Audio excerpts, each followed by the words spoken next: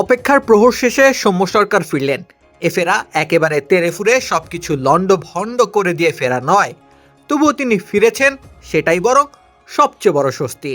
১৩টি বল মোকাবেলা করে ৮টি রান নিয়েছেন। খানিক জবুথবুত ছিলেন তিনি পপিং ক্রিজে। সাবলীল ব্যাটিংয়ে দেখা মেলেনি তার কাছ থেকে। গ্লোবাল সুপার লিগে সর্বোচ্চ রান সংগ্রাহক হয়েছিলেন সৌম্য সরকার। ১৮৮ রান করেছিলেন দুইটি দুর্দান্ত 50-র কল্যাণে। এরপর জাতীয় দলের হয়ে ওয়ানডে সিরিজেও একটি 50 তুলে নিয়েছিলেন তিনি ওয়েস্ট ইন্ডিজের বিপক্ষে। টি-20 সিরিজে প্রথম ম্যাচে কার্যকর 43 রানের ইনিংস উপহার দিয়েছিলেন ক্যারিবিয়ানদের বিপক্ষে। কিন্তু দ্বিতীয় ম্যাচেই দারুণ ধারাবাহিকতায় ঘটে ব্যাঘাত। আঙুলে চোট পান তিনি। এরপর কেটে গেছে ৪১ দিন। ম্যাজিক হার্বাল টুথপেস্ট দূর করে দুর্গন্ধ সৃষ্টিকারী দাঁতের সমস্যা। ইয়েস, দেখাও তোমার ম্যাজিক। এই পুরোটা সময় রংপুর রাইডার্স অপেক্ষা করেছে সৌম্যর জন্য। গোটা বাংলাদেশও ছিল তার অপেক্ষায়, কেননা দারুণ ফর্মের সৌম্যের ব্যাটিং তো চোখের প্রশান্তি। তাছাড়া চ্যাম্পিয়ন্স ট্রফিতেও তিনি থাকছেন টাইগারদের অন্যতম ওপেনার হিসেবে। তার মাঠে ফেরাটা ভীষণ জরুরি ছিল বাংলাদেশের ক্রিকেটের প্রেক্ষাপটে। রংপুর রাইডার্সও তাকে মিস করেছে নিঃসন্দেহে।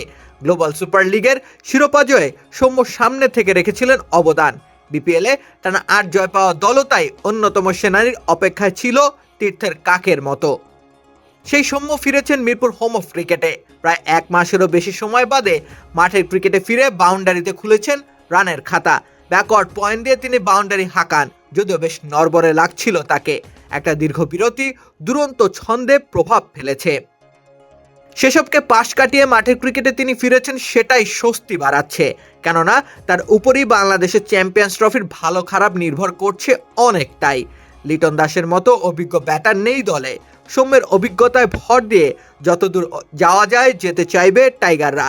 সেজন্যে সৌম্যের মাঠে থাকা প্রয়োজন, ছন্দে খুঁজে পাওয়ার চেষ্টা চালানো প্রয়োজন।